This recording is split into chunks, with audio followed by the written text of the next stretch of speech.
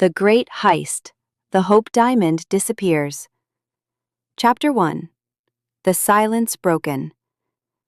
The Smithsonian National Museum of Natural History lay cloaked in Washington, D.C.'s starlit night. Inside, only the hum of air conditioning and the rhythmic footsteps of night security broke the stillness. Gary, a veteran guard, rounded the corner into the Gems and Minerals Hall. His flashlight beam swept across the glittering displays, pausing, as always, before the Hope Diamond's formidable case. But tonight, as his flashlight focused on the world-famous diamond, he gasped. The case was there, a fortress of glass and steel, yet something was terribly wrong. A jagged fissure, like frozen lightning, rent the bulletproof glass. Shards, meticulously contained within an inner layer, reflected the faint emergency lights. The pedestal, designed to enshrine the world's most famous diamond, was empty. For a long moment, Gary stared, his mind reeling. The museum's state-of-the-art alarms had been silent. No forced entry elsewhere, just this gaping void where 45.52 carats of history and beauty had rested. Then, Gary's raw, primal scream pierced the silence, followed by the museum's urgent sirens, tearing through the sacred calm. Within minutes, the museum pulsed with flashing lights and frantic voices. Dr. Eleanor Vance, the esteemed director, arrived. Her face showed her horrified disbelief. Ms. Evelyn Reed, the chief of security, typically calm and efficient, moved with grim precision, barking orders. Even her composure frayed when she stood before the empty display. "It's gone," Dr. Vance whispered, her voice trembling. "The Hope Diamond? How?" No one had an answer. The method of entry was a ghost, the alarm system a deafening lie. The Hope Diamond, with its infamous curse and storied past, had vanished, plucked from its impenetrable case. As dawn painted the D.C. sky, Detectives Isabella Garcia and Marcus Jones were already en route, summoned to unravel the theft of the century. Chapter 2. A Calculated Chaos. The Gems and Minerals Hall, usually a haven of hushed admiration, was now a carefully controlled chaos. Forensics teams in white suits moved with slow, meticulous grace. Why do we always get the glamorous ones, Izzy? Detective Marcus Mac Jones grumbled, adjusting his tie. Solid and methodical, he wasn't a fan of the unpredictable currents of police work. Detective Isabella Izzy Garcia, however, thrived on unpredictability. Lean, quick, and graceful, her eyes missed nothing. She barely registered Mac's complaint, her gaze fixed on the shattered display. Because, Mac, someone has to appreciate the artistry of such a daring crime. She knelt, peering closer. This isn't a smash and grab. This is surgical. The reinforced glass, designed to withstand a blast, wasn't merely broken. It seemed to have fractured from within, a precise, almost elegant destruction, a network of fine cracks contained by an invisible film. The small, ornate lock, supposedly unpickable, lay on the pedestal, intact but disengaged. "Morning, detectives." Miss Evelyn Reed, chief of security, approached, her posture ramrod straight, her expression grim. "The museum's full security logs are downloaded. No external breach, no system failures. Everything worked as designed." Her voice was flat, defensive. "Except for the missing diamond, Miss Reed." Mac noted, firm but mild. "Walk us through the night's routine." Reed recited protocols, patrols, and sensor arrays. Infrared beams, pressure plates, motion detectors, seismic sensors. The hall was last checked by Officer Gary at 2:15. At 2:30, the system logged a minor anomaly, a 1.7-second power fluctuation, self-corrected, nothing that triggered an alarm. "A power fluctuation?" Izzy murmured, brow furrowing. "In a building with backup generators?" She glanced at the empty pedestal. Convenient. As Reed bristled, Dr. Eleanor Vance, the museum director, joined them, her eyes red-rimmed. Detectives, this is an unthinkable tragedy. The Hope Diamond. It is global heritage. We must get it back. Her voice trembled. Then, Dr. Eris Thorne, the chief curator, entered. He moved with a scholar's deliberate pace, drawn to the empty case. A man steeped in history. His tweed jacket and spectacles gave him a professorial air. Yet, as he neared the display, a flicker of raw, almost possessive grief crossed his face. Unfathomable, Thorne breathed. The curse, it always takes its due. He looked at Izzy with melancholic intensity. They say it brings misfortune. Perhaps this is its latest manifestation. Izzy noted, his curse comment, rooted in the diamond's tragic history. But her eyes caught something else. A faint, almost imperceptible scratch, no bigger than a fingernail, on the polished steel next to where the lock had rested. Too small for a scuff, too precise for an accident. It looked like a single delicate tool mark. Dr. Thorne, Izzy began, voice cutting through the solemnity. Where were you last night? He blinked, roused from a trance. Here, detective, in my office, reviewing an acquisition proposal. I often work late. He gestured vaguely. Until perhaps 3 a.m.? Any witnesses? Mac asked. Thorne paused, a faint flush on his pale cheeks. No. Dr. Thorne, Izzy began calmly, elaborate on your activities last night. Thorne adjusted his spectacles, fingers tracing the rim of a small antique teacup he'd insisted on bringing. I was reviewing documents for a rare Egyptian scarab acquisition. Left my office around 3 a.m., drove directly home. I live alone. No security cameras confirmed your departure? None covering my route to the staff parking garage, no. One rarely anticipates needing an alibi for academic pursuits. He sighed dramatically. Izzy leaned forward. You mentioned the diamond's curse. Do you believe in it? Thorne's eyes, magnified by his glasses, flickered with apprehension. Believe. Perhaps not literally. But history is full of coincidences, isn't it? From Tavernier to Louis XIV, Marie Antoinette, misfortune seemed to follow. Harry Winston, the last private owner, reportedly mailed it in a plain package, perhaps hoping to shed its influence. He paused. It's a powerful narrative. Izzy shifted. That scratch mark near the lock. Your thoughts? Thorne frowned. Curious. The lock is bespoke, inviolable. Any tool mark suggests intimate knowledge of its workings, or a highly specialized implement. As he spoke, a faint scent wafted across the table. Old leather, dried herbs, and musty odor that emanated from Thorne's tweed jacket. Meanwhile, Mac pressed Miss Reed about the 2:30 minor anomaly. Show me the exact log entry. Reed, initially resistant, pulled up the system report. Here, a momentary power dip in the gem hall's environmental controls lasted 1.7 seconds, not enough to trigger an alarm. Backups compensated instantly. Mac zoomed in, and this line, just before the anomaly, a remote login attempt to the security system's diagnostic portal from an unregistered IP address. It was blocked, but it happened just before the power dip.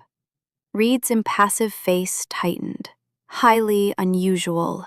It should have alerted, but perhaps it was masked by the system's self-correction, a residual ghost in the machine. Mac raised an eyebrow. Or a very clever ghost. Later, at the precinct, Izzy shared her observations. Thorne's too calm about the curse, and that smell. He smelled musty. Reed's hiding something about that diagnostic login. Mac countered. Insider or someone with incredible system knowledge. He pulled up a database. I also ran a background on past Hope Diamond acquisition attempts. Silas Croft's name flashed. Croft, Mac said. Eccentric billionaire, collector, tried to buy the diamond repeatedly. Silas Croft's name flashed. Croft, Mac said. Eccentric billionaire, collector, tried to buy the diamond repeatedly. He hasn't given up, intel suggests. Izzy stared at Croft's profile, sharp, calculating eyes, a thin smile. Obsessive collector, unlimited resources. The remote login points to someone who knows their system, or can learn it intimately. So, Mac concluded, leaning back. Unverified alibi, security chief hiding vulnerability, and a diamond-obsessed billionaire. 3 paths, Izzy. Which first? Izzy's gaze drifted to the scratch mark. Least resistance leads to dead ends, Mac. Let's dig deeper into that power fluctuation and remote login. Then, we visit Mr. Silas Croft. The diamond's dark history intertwined with its disappearance sent a shiver down her spine. The hunt was just beginning. Chapter 4. The Alibi and the Anomaly. Silas Croft's penthouse, overlooking the Potomac, was a monument to ostentatious wealth. Priceless artifacts crammed every surface. He was a man who understood possession. Detectives, Croft purred, voice smooth as aged whiskey. To what do I owe this pleasure? He waved his butler away. Izzy didn't mince words. The Hope Diamond, Mr. Croft. It's been stolen. Croft's thin smile faltered, then morphed into mock sorrow. A tragedy indeed. A crime against beauty. However, my interest in that stone is purely academic now. One can admire without coveting. He leaned back. Besides, I was aboard my yacht, the Obsidian, anchored off Maine, from Tuesday evening until this morning. My captain, crew, and satellite tracking can attest to my whereabouts. His alibi was perfect, almost too perfect. Yacht manifest, crew statements, GPS logs, a fortress of verification. Izzy caught a subtle triumph in his eye. He knew they couldn't touch him. Back at the precinct, they reviewed the data. Thorne's alibi was flimsy. Reed's was solid, supported by logs, except for that remote login. Croft's, irrefutable. Dead end on Croft, Mac sighed. Unless he has a doppelganger. Or an accomplice. He's not exactly Thomas Crown, Izzy countered, staring at the security logs. Someone he could instruct, with access or specific skills? Her finger hovered over the power fluctuation. Evelyn, what exactly happened with that 1.7-second dip? They had Reed back. Izzy pressed harder. Misread that diagnostic login. Who would have the knowledge to attempt that? Reed's facade finally cracked. The system is proprietary. Only a handful of engineers, myself and perhaps Dr. Thorne, who understands the museum's infrastructure from his long tenure and involvement in previous exhibit installations. He oversaw the integration of many of our older security measures. Older security measures? Izzy's ears perked up.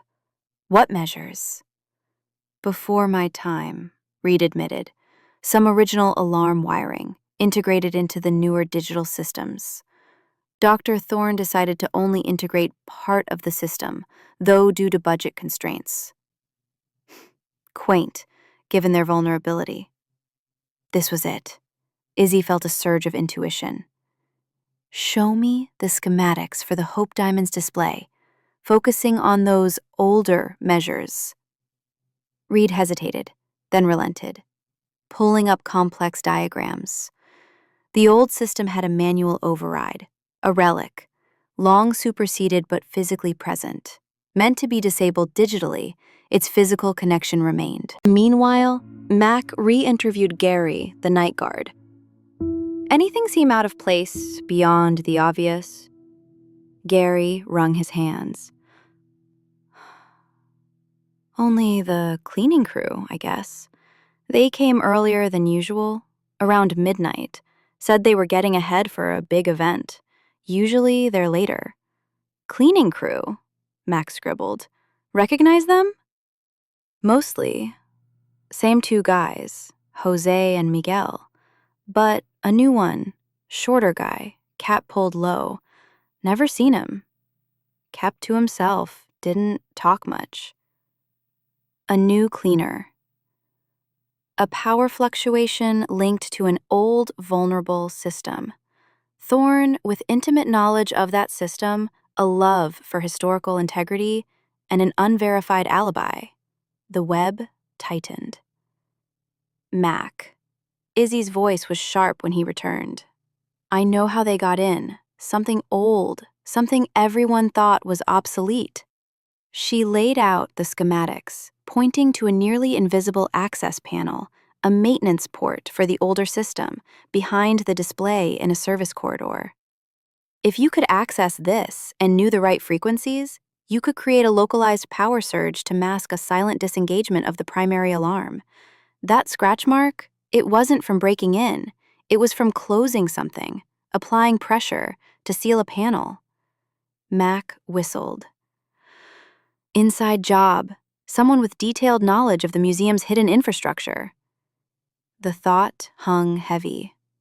The Hope Diamond, now entangled in a modern crime of obsession. Chapter 5. A Glimmer of Truth.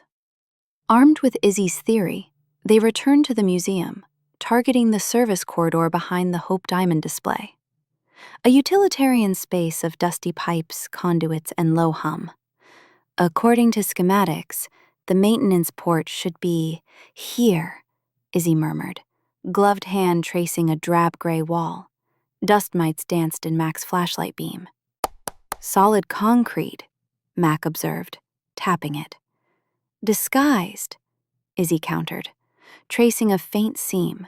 She pulled a thin probe from her kit. Sliding it into the hairline crack, she felt a latch click. A placemat-sized section of the wall swung inward on silent hinges, revealing a cavity of old wiring, antiquated relays, and a faint, lingering scent. That smell, Izzy said, recognizing it. Old parchment, musty, and cigar. Dr. Thorne's office, Max stated, grimly. He smokes those Cubans. Inside the cavity amidst forgotten wires, Izzy found a compact handheld frequency generator, no larger than a phone. A single illuminated button, a small antenna. This was the instrument that created the power fluctuation, precisely timed to blind the alarm while the true work was done. And look, Izzy pointed to the corner of the metal box. It looks like a fiber of some sorts.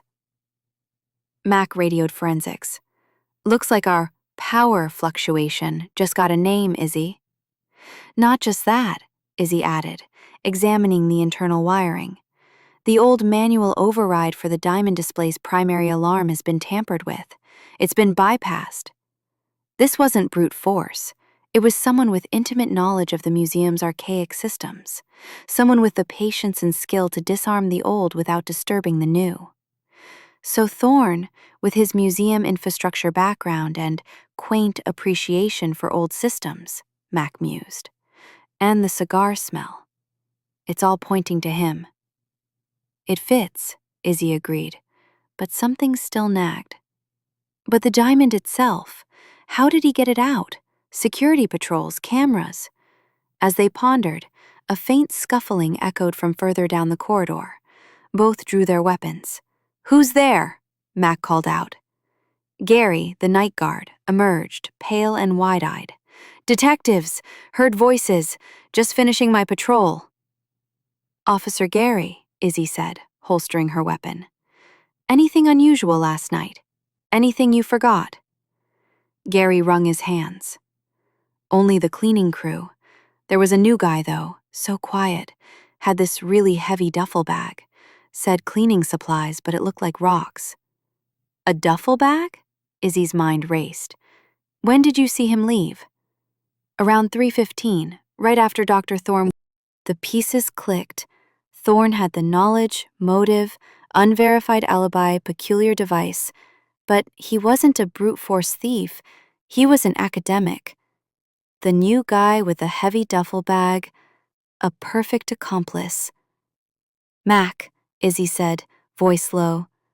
Identify that new cleaner and bring Dr. Thorne in for a very uncomfortable conversation about old wiring, unverified alibis, and cigar smoke. The game was afoot, stakes higher than ever. The glimmer of truth was turning into a blinding spotlight, pointing towards an unexpected alliance. Chapter 6. The Setup. The interrogation room felt colder, silence heavier, as Dr. Eris Thorne sat opposite Izzy and Mac. His composed demeanor crumbled into agitation. He nervously adjusted his glasses. Dr. Thorne, Izzy began, placing the compact frequency generator on the table. Do you recognize this? Thorne's eyes widened almost imperceptibly. He stared, then quickly looked away.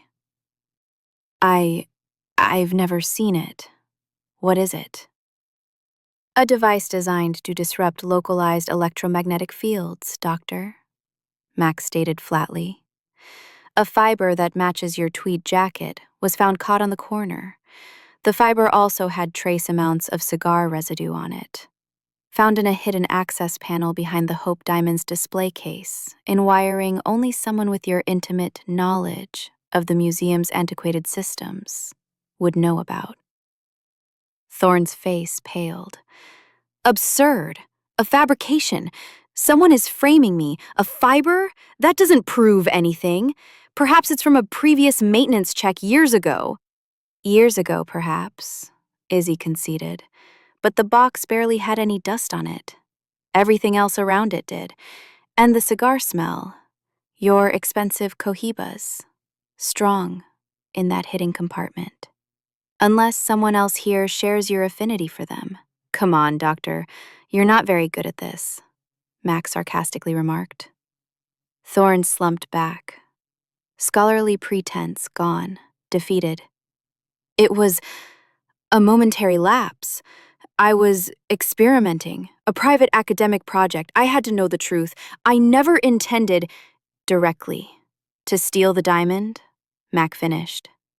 Doctor, a witness saw a new cleaning crew member, a man you didn't identify, leave with a heavy duffel bag shortly after your supposed departure. Miss Reed confirmed your involvement in retaining and understanding older security protocols. Thorne's gaze became distant, haunted. The curse, detectives. It calls to some. A dark allure. Cut the mystic nonsense, Doctor, Izzy snapped, leaning forward. This wasn't magic, meticulously planned. You created the distraction, bypassed the alarm, but didn't carry out the diamond. You had an accomplice. Who? He closed his eyes, a single bead of sweat on his temple. He approached me. He knew of my research into the diamond's history, my profound appreciation for its unique journey. He offered to free it, to restore it to a purity beyond public display. Free it? Max scoffed. He stole it. He saw it as liberation, Thorne insisted, a touch of academic fervor returning. The diamond has suffered, passed from acquisitive hand to hand, a symbol of ill fortune. He believes it belongs to no one, or to someone who truly understands its essence. And who is he?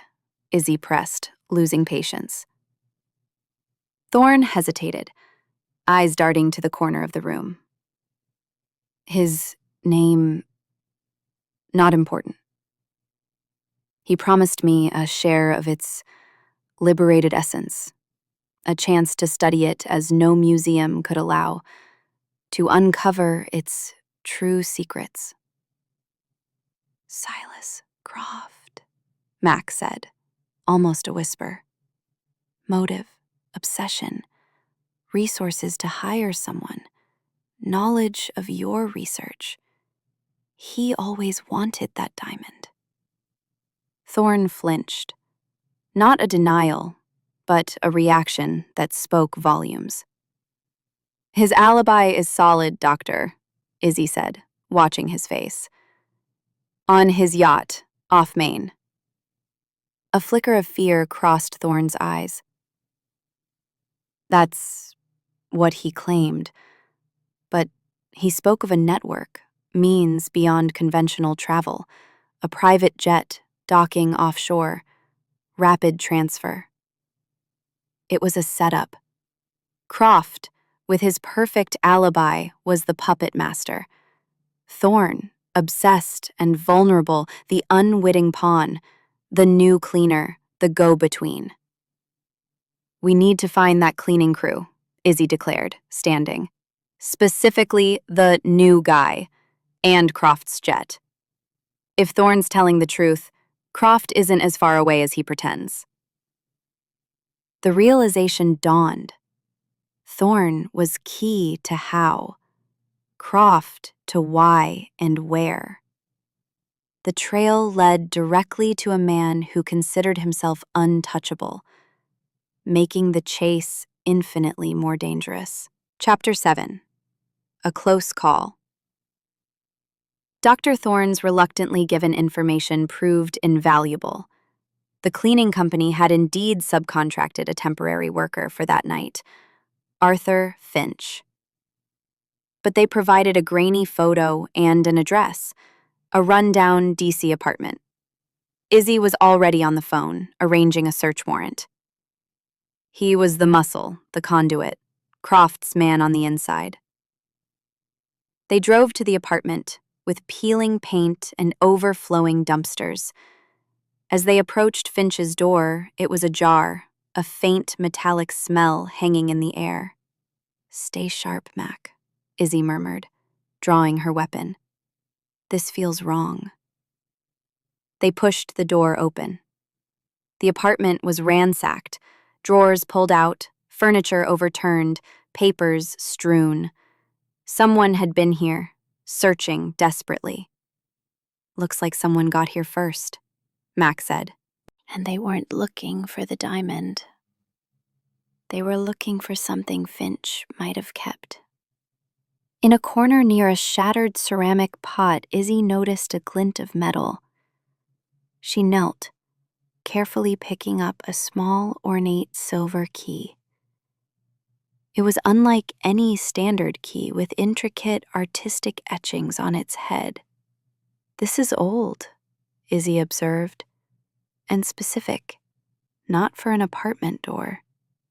She ran her thumb over the cold metal, almost like a display case key or a safe deposit box key.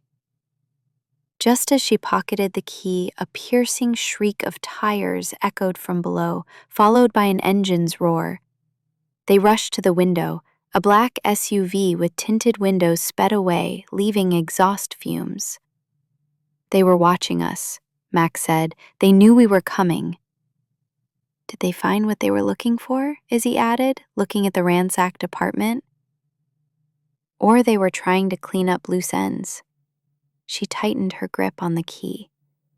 This might be the loose end they missed. Back in the car, Izzy replayed the events. If Croft wanted to ensure Thorne stayed quiet or suspected Thorne had given us something, Finch would be a liability, someone who could connect the dots. "So Croft's cleaning house," Mac concluded, "which means we're getting close." The prints from the apartment came back to a Matthew Wilkerson. Arthur Finch is Matthew Wilkerson, and he has a record. Mac reported, scanning his tablet. Petty theft, some tech fraud, nothing screaming master diamond thief, but enough for willingness to operate outside the law, and electronics background. They cross-referenced the key's unique markings against databases of antique locks, private safes, historical societies. Nothing. It seemed custom-made. What if it's not a key to a conventional lock? Izzy mused. What if it's symbolic? Something a collector like Croft or an academic like Thorne would value more than a simple safe. She thought of Thorne's rambling about the diamond's liberation, his obsession with its history, and Croft's desire to possess it. These weren't just thieves. They were driven by a profound, almost pathological connection to the object itself. The obsidian yacht, Izzy said. Croft's yacht. Airtight alibi. But if Thorne's right about Croft's network, he could have used it as a base for a swift return to DC. What if something related to the diamond or the plan was stored there? Mac picked up the phone. I can get a warrant to search Croft's yacht. Tricky with his legal team, but Thorne's testimony and Wilkerson's apartment provide probable cause. Do it, Izzy said, gaze fixed on the key. And check the obsidian shipping manifests. Anything unusual transferred on or off, especially around the theft. The pursuit escalated. Croft was not just a suspect. He was actively covering tracks, eliminating witnesses. The silver key felt heavy in Izzy's palm, a tangible link to a deeper conspiracy. They were unraveling a carefully constructed illusion. Chapter 8. The Hidden Motive. The warrant for Silas Croft's yacht, the Obsidian, took legal wrangling, but Mac secured it. By the time they boarded at a private marina on the Chesapeake Bay, it was late afternoon. The yacht was a floating palace of polished mahogany and brass. Welcome aboard, detectives, Captain Davies greeted them sternly. Mr. Croft insists you'll find nothing amiss. We'll see, Izzy replied, scanning the opulent interior. The search was painstaking, every cabinet and crevice. Croft's passion for hidden spaces within his possessions now worked against him. In Croft's private study, filled with rare books and maps, Mac noticed a loose panel behind a large, antique globe. With a crowbar, he pried it open. Inside was a small, lead-lined safe. Looks promising, Mac grunted, trying the handle. It was locked. Izzy pulled out the silver key from Wilkerson's. The key slid into the lock, a perfect fit. With a soft click, the safe door swung open. Inside, nestled on velvet, was not the Hope diamond, but a thick, leather-bound journal. Its cover bore a familiar symbol, an intricate etching of an eye, almost identical to the key's design. Beside it, a small, polished wooden box. Izzy opened the box. Empty. In it, only a golf ball-sized indentation meant for holding something. But what? As Izzy opened the journal. Then she saw it. Meticulous, handwritten notes, not just about the Hope Diamond's history, but its energy. Obsessive theories about its curse, being a conduit for unique, powerful energy that could be transferred. Beside these, detailed diagrams of the museum's security system, including the very maintenance panel Thorne had tampered with. And notes, in a different hand, detailing the new cleaner's schedule and the opportune moment for the power fluctuation. What goes in the box? Mac asked, mystified. The obsidian heart, Izzy whispered, a myth among collectors, a scrying stone, a link to ancient power. Croft's prized possession, rumored to be haunted. It's all here, Izzy said grimly. Croft wasn't just obsessed with owning the diamond, Mac. He was obsessed with its power.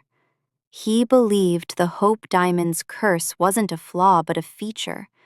He thought he could extract its energy and transfer it into this obsidian heart, controlling its mystical influence by combining their powers. What? Mac muttered. There's more, Izzy countered, pointing to a passage. He cites ancient texts, obscure gemology. He believed the diamond's dark history imbued it with a unique vibrational frequency.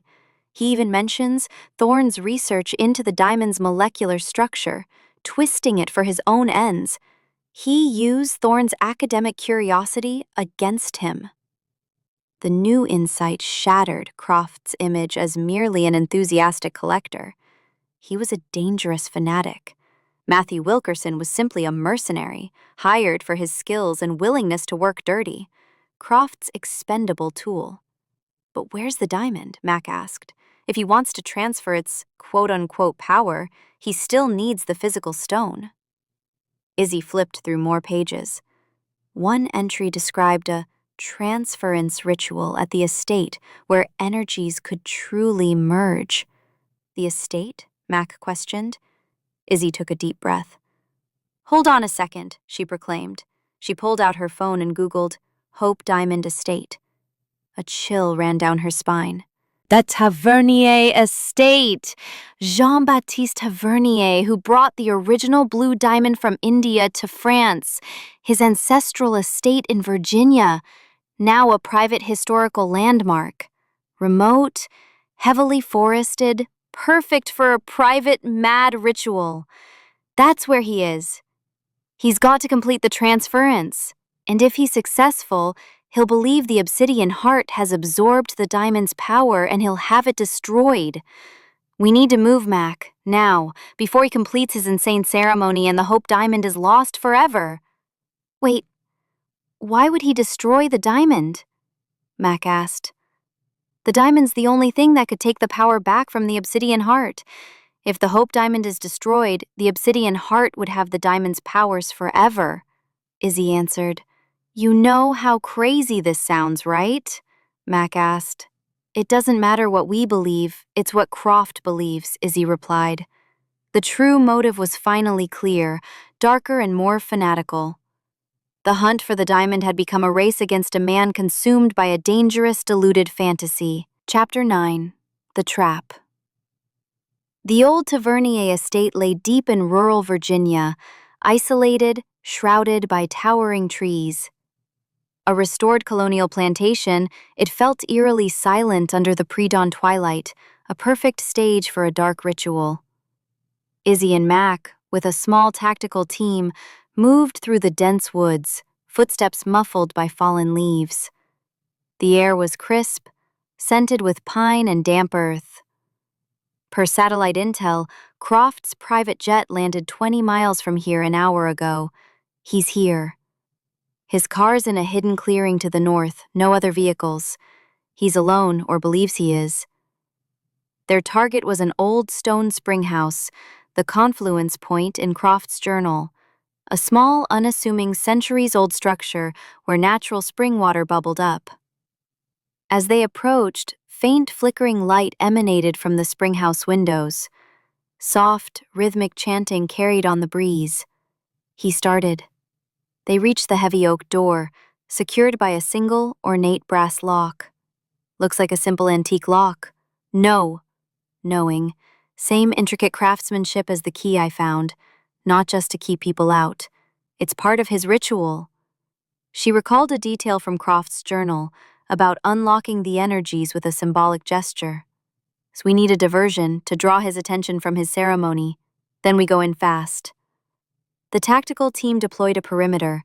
Mac signaled them, and a flashbang detonated in the distance, followed by shouts from officers. Inside the spring house, the chanting stopped abruptly.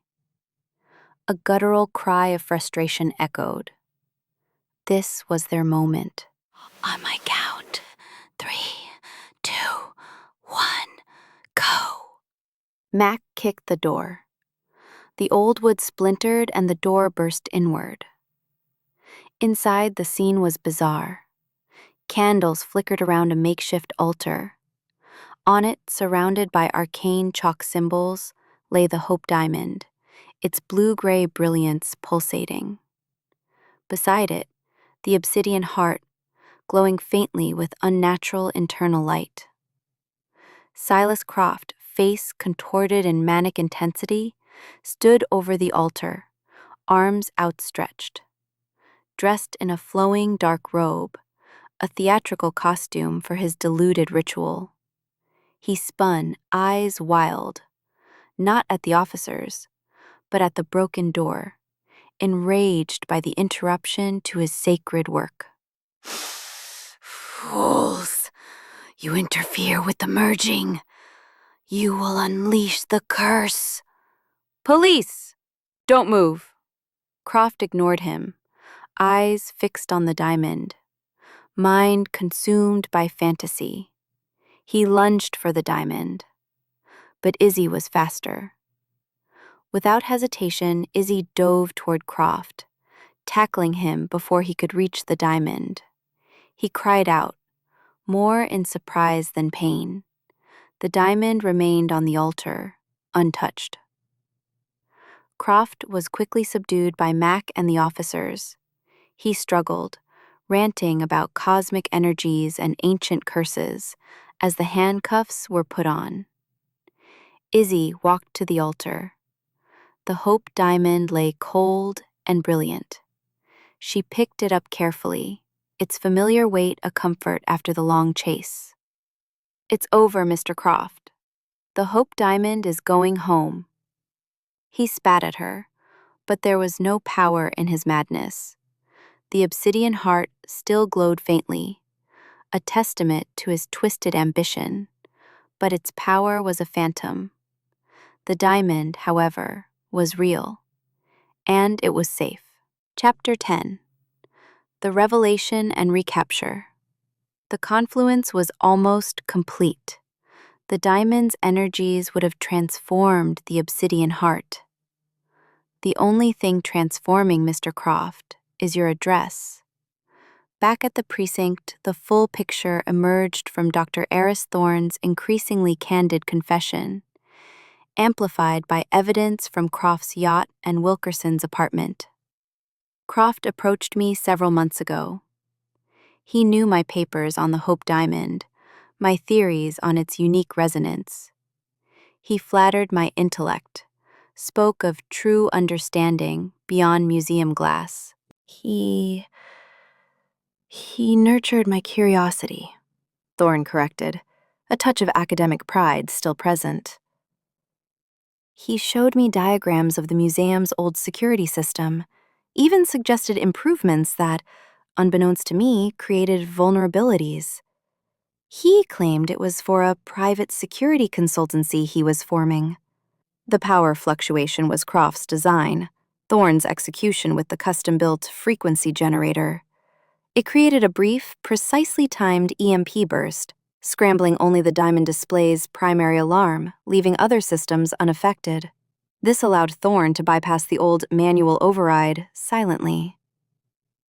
And Wilkerson or Finch, the new cleaner? Mac asked. A mercenary, Thorne confirmed, disdain in his voice. Croft's muscle, responsible for the physical removal. He waited in the service corridor in his cleaning uniform when I disarmed the alarm. He carried the diamond out in a specialized, lead-lined duffel bag, disguised as cleaning supplies, to evade detectors. The diamond was taken to a prearranged drop-off, transferred to a small, private jet. The jet flew it directly to a secret rendezvous near Croft's yacht, anchored offshore. Croft, using his network in private air travel, had indeed returned to D.C. for critical hours, orchestrating the final stages. He transferred the diamond from jet to yacht, intending to keep it until the transference ritual at the Tavernier estate, realizing, somberly, he always intended to dispose of Wilkerson, Izzy deduced. Grimly, Wilkerson was a loose end once the diamond was Croft's. Gravely, solemnly, he was, Thorne confirmed, eyes darkening. Serious. Croft believed in absolute secrecy. He would have paid Wilkerson, then ensured his silence. The puzzle clicked with horrifying clarity.